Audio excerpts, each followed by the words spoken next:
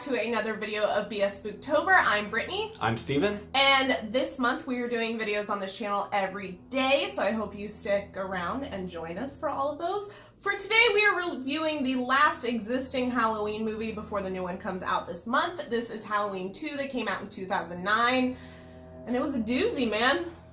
If you guys haven't seen the second one of the Rob Zombie reboots, this one follows Laurie Strode again. We jump forward in time 2 years. I think it's only 1 year. It's 2. Is it 2? It's 2. I think they mentioned 1 at some point. It is 2, right. But there's only been one Halloween in between. Oh, okay. So Halloween, and it's been 2 years. We've Gotcha. hit that second Halloween, so 2-year gap. Weird. Yeah, it's weird. Yeah. Okay. I guarantee you 2 Correct years us later. in the comments if Steven's wrong. There's a whole title card that says 2 years later and pops up right at the okay. beginning. I promise. Continue. But we pick up back again with Laurie Strode a couple of years later, maybe 1, maybe 2, and Michael is back after her again and shows up, and you kind of pick it back up in her life, which is a mess, and see if she can survive round 2 with our main man, Michael. So the plot of this is a damn mess. I disliked everything about this plot. Literally everything. The first reboot had a couple of redeeming qualities, and that's a stretch. And this one, I just... even the points of Michael's, motivations and stuff, and why he's killing certain people and all that, it doesn't make sense. It just bothers me. So, for this film, we pick back up with Laurie. Her life's a disaster, and it's not fun to watch. No. Michael is somehow finding her. We don't know how.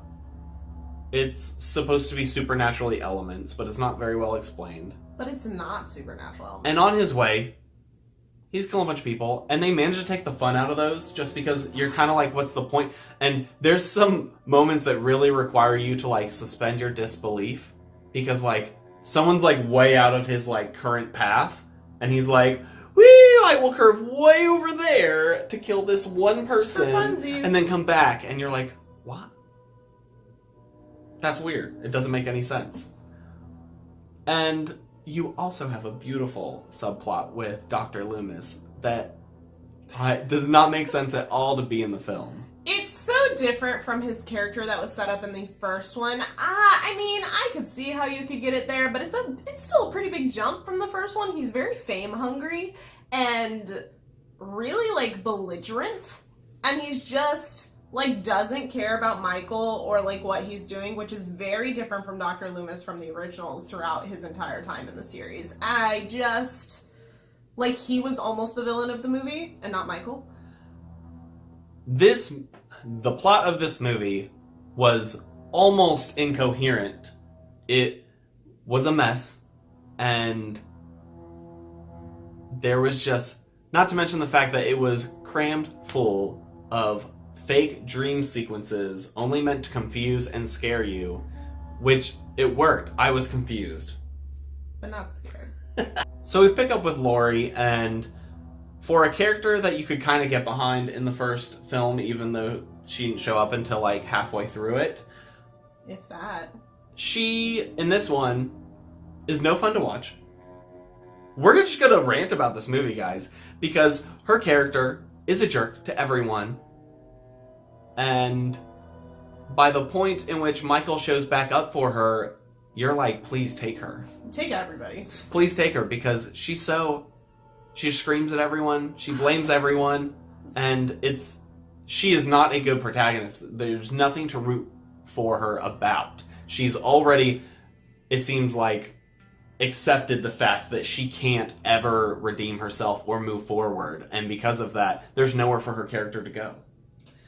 What was great about Jamie Lee Curtis's Laurie Strode is that she's put into this terrible situation and rose through it and fought back and had this fire and fight in her, and this Laurie Strode just screamed dramatically at every turn, which is like what you want the chick who like shows her boobs to die like, because that's the horror trope, is like if you show any type of sexuality, you die screaming as a woman. And it was like she was relegated to that instead of being the badass protagonist. As we mentioned earlier, Loomis is really a strange character. He feels like a completely different character from what was introduced in the first one. And like we said, you just want him to die at one point, or at a lot of points, and you're just like over. Everybody in this film is terrible and not enjoyable. And Loomis in particular. Like, he's entertaining at some points just because of how ridiculous he is, but not in a intentional way. Like, it's accidentally ridiculous. Hilarious. And then you have Michael in this film. Visually, still very interesting. They do a cool thing where his mask is half messed up, and I actually really like the way he looks. The mask in this was phenomenal, and I think it's one of my favorite iterations of the Michael Myers mask. But the problem with that is, like we said, his motivations didn't make a lot of sense, and the story really wanted you to believe that there was a psychological component, a connection between him and Laurie, that, like, I believe it was number 4? No, it was number 5 with Jamie, that psychological connection happens between them, and he's being led by spirits to go do this. So all of his motivations suddenly come out of left field, very much being led, and we surprisingly actually go back for more flashbacks of his childhood. Recasted. More of his childhood. We already got an hour in the other film, but it wasn't enough. In case you need a couple more therapy scenes. Those flashbacks didn't even add anything into the story in this one. It was just like reiterating points that were made in the first one.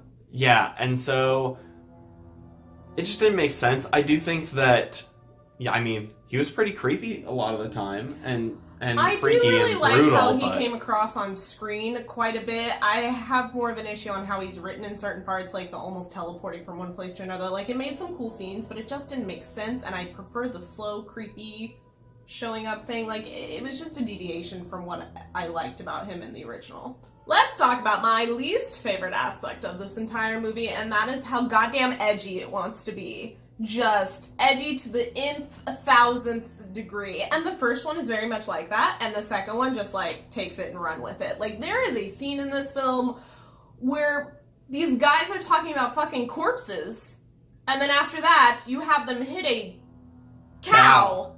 And the cow is, blown up over everyone and disgustingly, destroyed. And it's just, how much edgy can we put in? And not only that, but the entire conversation is blah, fuck, blah, fuck, blah. It's just so poorly written. And just, it tries too damn hard. And it just makes me be like, this is not fun for me at all. It's like a middle schooler watched the first one and then was like, how can I improve this? We'll make it gorier. They're gonna cuss more because they're bad. So they'll say fuck a lot, and they'll get murdered so bad. And on top of that, Laurie's bedroom is just filled with goth queen's wet dream that everything you could imagine the ultimate punk edgy goth person could have, including Charles Manson posters and stuff. You're telling me that she's gonna be almost killed by a serial killer and then become obsessed with a different serial killer? I just don't buy it. It's just, it tries so hard. And because of it, it feels very lazy for writing, so because lazy. In a scene where you could actually have some character development or dialogue, it's just cussing at each other, or the same problem the first film had, that every piece of dialogue in this film between characters is always aggressive. So someone will just be like, oh, will you be home for dinner tonight? I don't fucking care what you're saying. What do you want? And they just start yelling and now everyone's yelling in this movie, and you're like, what happened? This was supposed to be the slower part of the movie. I thought we could develop some characters, and everyone's just being mean to each other, and I just don't get it. It doesn't make sense for the film, and it wears you out. It does. I was tired. We watched this film in 2 sittings, and we were worn out both times. Like I said before, with Michael, they start doing some weird psychological stuff, and it's clear that they were trying to, like I said before, tie in some sort of connection between Michael and Laurie and that same psychological problem. Whatever makes Michael Michael is happening in Laurie. But the problem is, instead of actually ever alluding to it in a very clear way or showing the audience, yes, that is what's happening, it becomes this weird, like, we're just not going to explain any of it. And she's going to have weird visions, and he's going to be following a ghost. But that's it. That's all you get. We'll never show why. There will never be a conversation or something to show Laurie's transformation or something like that. It also makes Michael into like a pawn of this psychological thing that's happening. It's like this family tie, like thingamajig, and it makes it so like, ooh, Michael's being controlled by this otherworldly aspect of things instead of Michael just being Michael. And I will say the only positive I got out of this weird psychological trip is the visuals are quite intriguing, and it makes for some really cool scenes occasionally. It also makes for some trash scenes occasionally. Like, there was a couple transitions where I'm like, are we watching Angel? What's happening? Which I think we mentioned in another review recently. But it was very similar to that. Or like an episode of Criminal Minds, there was a couple things where I'm like, is this a Criminal Minds intro from like season 2? But yeah, overall, the fact that they brought in all these elements and never followed through, they never were willing to say, yeah, let's actually take the story there, ended up making them pointless and like padding for a movie that already felt really long. It was like 30 minutes of psychological dream sequences and stuff like that, that honestly, the movie might have been better if you had just taken it all out. Also, the ending of this movie is trash and I hate it. And that's all we can tell you, because I feel like this is a non-spoiler review, and I feel like we mentioned a lot of different points of the plot, but that's because it's bad, and there's no real way we can talk about it, and I'm sure that some people have watched this film and enjoyed it, but it is hard to, like, support it, because it reeks of poor quality filmmaking, especially because you get an excuse if you come out in like 2005 as being like early 2000s like horror when all the horror was trash then. But at this point, there's a lot of good horror films coming out around the time that this one did, and it doesn't have an excuse. I think it's pretty obvious that we don't recommend this film, or the first one for that matter. If you didn't watch our review for that one, go check it out. It's a waste of time. It's not even enjoyable to watch.